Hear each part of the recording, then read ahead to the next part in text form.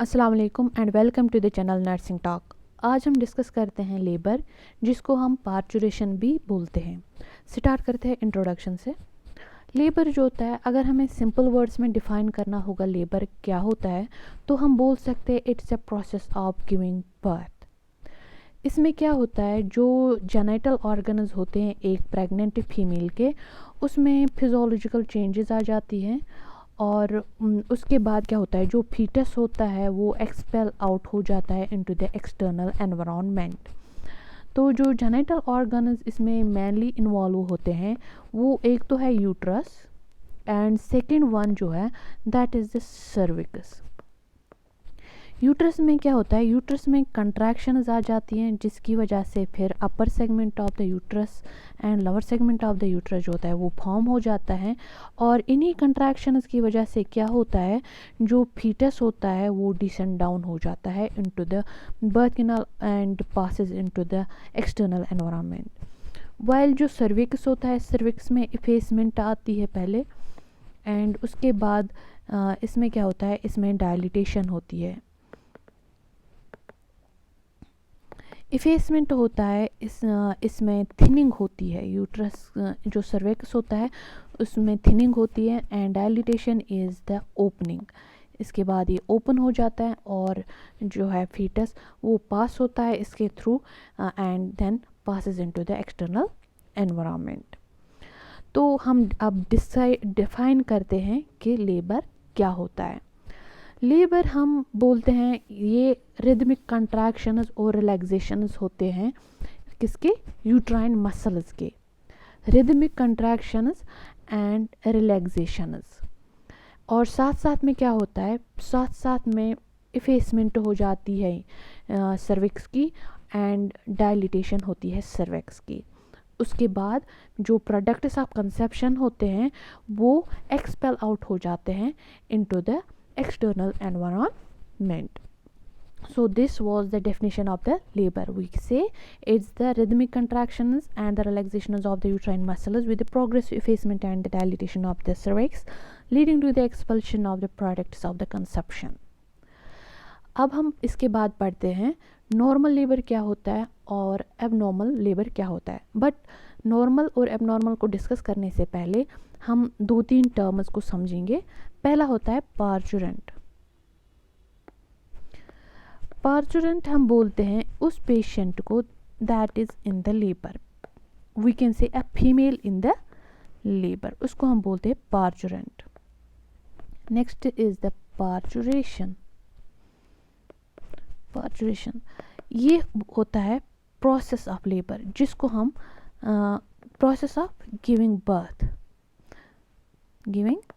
जिसको हम लेबर भी कहते हैं। Next is delivery. Delivery it is the expulsion of the viable foetus, expulsion of viable foetus out of the womb is called delivery. But delivery को हमें labour के साथ बिल्कुल भी इंटरमिंगल नहीं करना है, दैट इज डिफरेंट। तो अब हम नेक्स्ट पढ़ते हैं यूटोशिया। यूटोशिया या जिसको हम बोलते हैं नॉर्मल लेबर भी। नॉर्मल लेबर हमने पढ़ा कि लेबर क्या होता है, जिसमें हमने बोला that is the rhythmic contractions and relaxations of the uterine muscles, और जहाँ पे प्रोग्रेसिव इफेसमेंट और डायलिटेशन होती है सर्विक्स की, उसके बाद एक्सपल्शन होता है फीटस का। तो अब नॉर्मल लेबर हम किसको बोलते हैं, इसमें कुछ हमें क्राइटेरियाज होते हैं। नॉर्मल लेबर डिसाइड करने के लिए हमें कुछ क्राइटेरियाज होते हैं, जिसमें हमें सबसे पहले है कि ये जो लेबर है ये स्पॉन्टेनियस होनी चाहिए। ये स्पॉन्टेनियस होनी चाहिए, यानी कि ये खुद ब खुद स्टार्ट होनी चाहिए। हमें कोई इंडक्शन नहीं देना है, कुछ नहीं करना है, ये कुछ नहीं दिया होगा हमने, जिसकी वजह से इंड्यूस हुआ होगा लेबर। तो उस लेबर को हम क्या बोलते हैं, उस स्पॉन्टेनियस। जब लेबर खुद ब खुद स्टार्ट होगी दैट इज़ स्पॉन्टेनियस। एंड ये एक टर्म होना चाहिए। टर्म हम लेते हैं 37 to 40 वीक्स। जब जस्टेशन होगी 37 to 40 वीक्स में, तो उसको हम बोलते हैं it's a term delivery, it is a term labour. Next इसमें हमें चाहिए जो फीटस है उसकी वर्टेक्स प्रेजेंटेशन होनी चाहिए, presentation should be vertex. And यहाँ पे क्या होगा, यहाँ पे कोई अनड्यू प्रोलॉन्गेशन नहीं होनी चाहिए, अनड्यू प्रोलॉन्गेशन नहीं होनी चाहिए, ये नहीं होना चाहिए बिल्कुल भी। मीन्स कि ये हमें कंप्लीट होना चाहिए delivery within 18 hours and sometimes we say within 24 hours में कंप्लीट होना चाहिए। एंड यहाँ पे क्या होगा, और एक क्राइटेरिया ये है कि इसमें नेचुरल टर्मिनेशन होना चाहिए, नेचुरल टर्मिनेशन यानी कि ये खुद ही टर्मिनेट होनी चाहिए विद मिनिमल एड्स।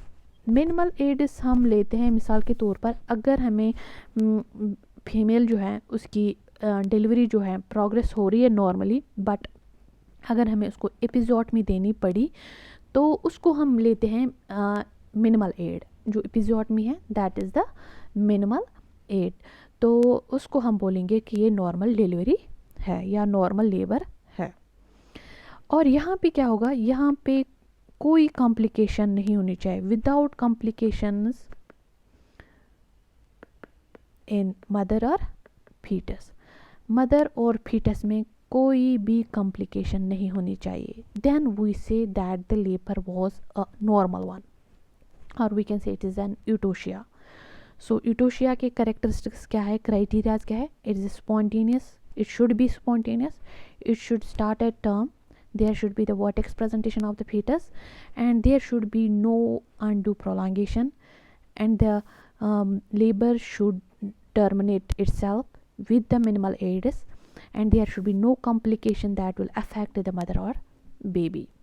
So ये क्राइटेरिया जब प्रेजेंट होते हैं तब हम बोलते हैं that the labor was a normal one, that the labor was an eutosia. Otherwise अगर इन क्राइटेरिया में से कोई क्राइटेरिया प्रेजेंट नहीं होगा या हमें डिविएशन होगी इन क्राइटेरिया से किसी भी किस्म की, तो हम बोलते हैं इट वाज अ डिस्टोशिया, जो लेबर है वो एबनॉर्मल लेबर है, abnormal labour. Deviation from the criterias,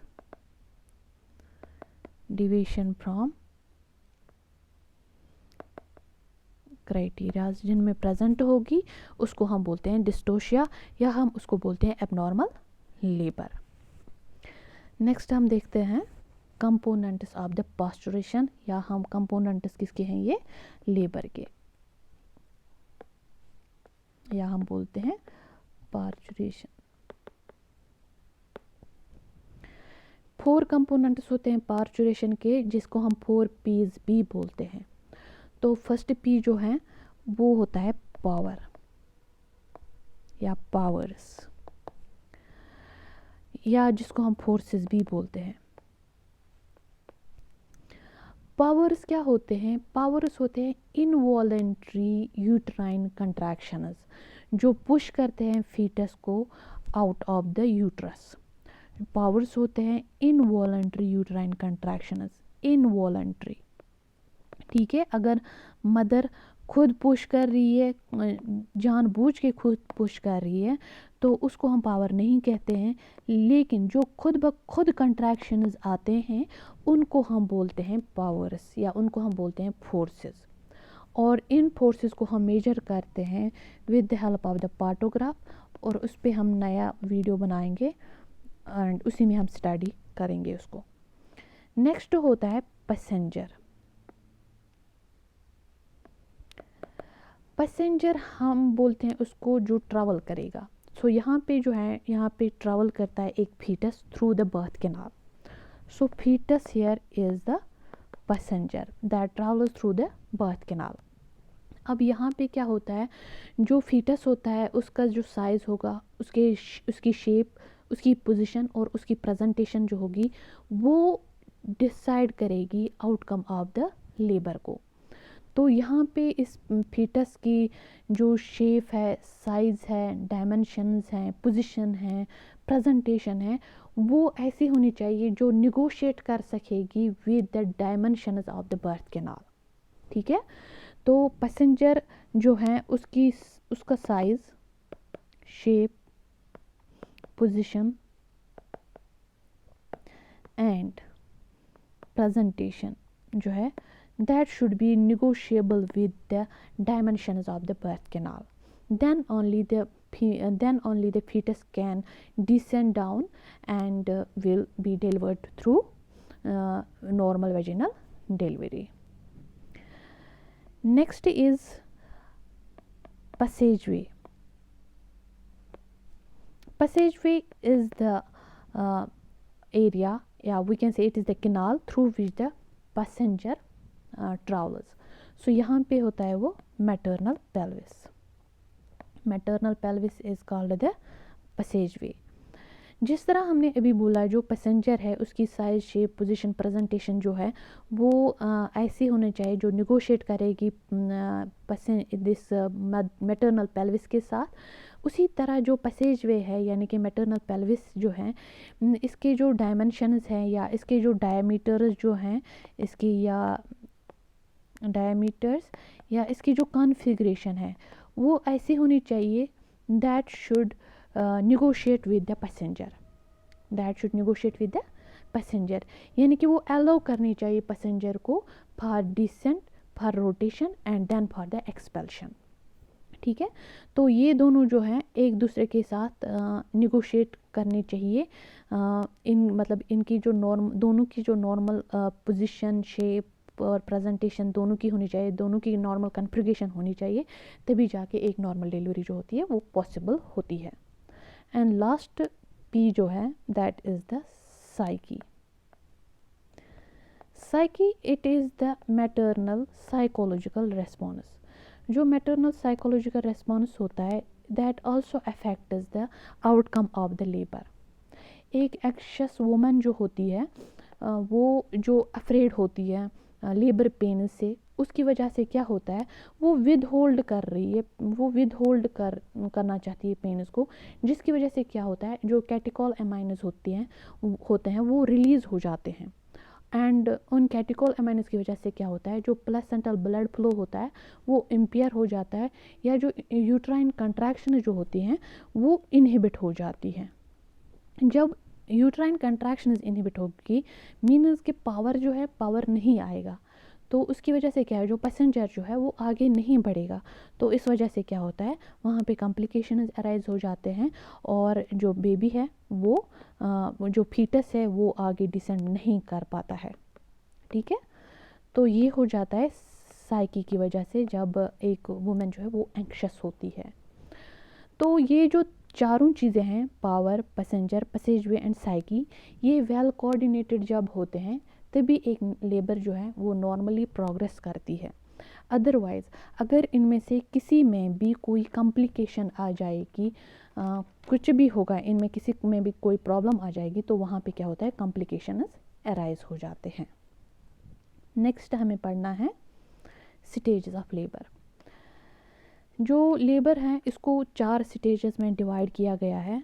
first is the stage first जिसको हम बोलते हैं फर्स्ट स्टेज, इसको हम बोलते हैं स्टेज ऑफ सर्वाइकल डायलिटेशन भी. Stage of cervical dilatation. तो यहाँ पे क्या होता है जो जब ये स्टेज हम स्टार्ट करते हैं जब एक फीमेल जो है एक प्रेग्नेंट वुमेन जो है जब उसमें रेगुलर यूट्राइन कंट्रैक्शन स्टार्ट हो जाती है, रेगुलर यूट्राइन कंट्रैक्शन स्टार्ट हो जाते हैं, उसके बाद जब तक सर्विक्स जो है फुली डायलेट हो जाता है तब तक हम उस स्टेज को बोलते हैं फर्स्ट स्टेज ऑफ लेबर. यानी कि regular uterine contractions till full dilatation of the cervix.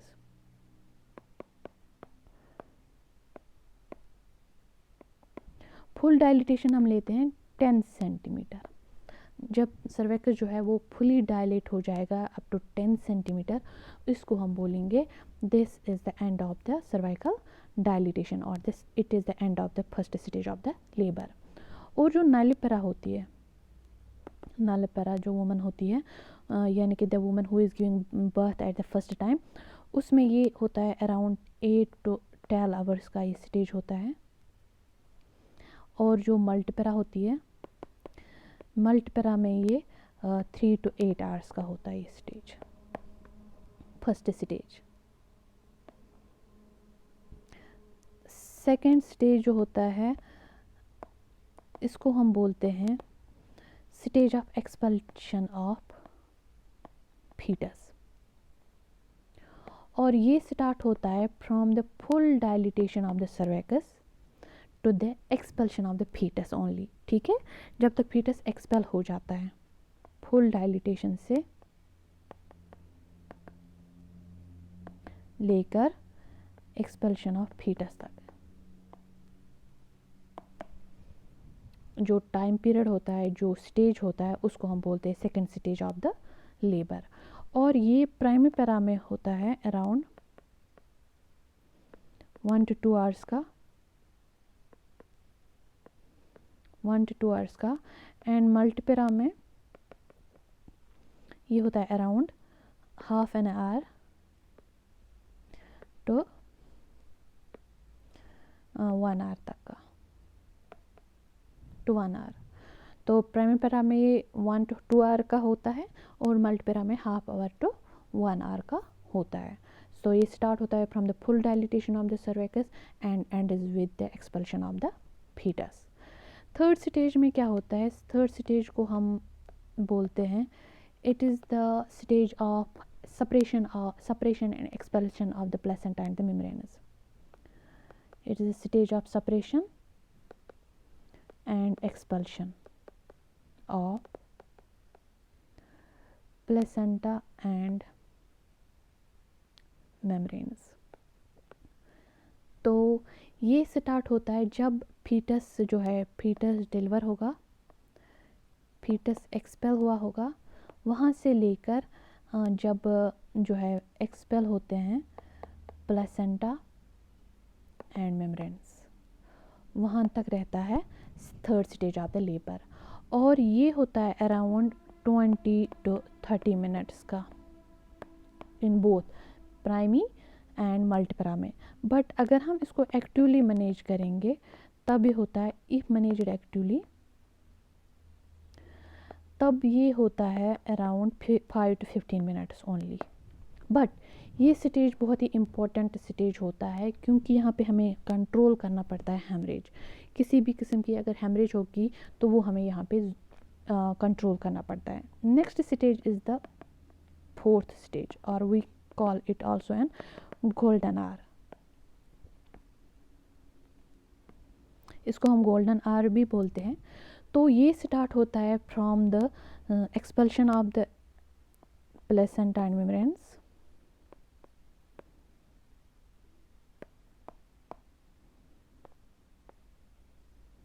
and lasts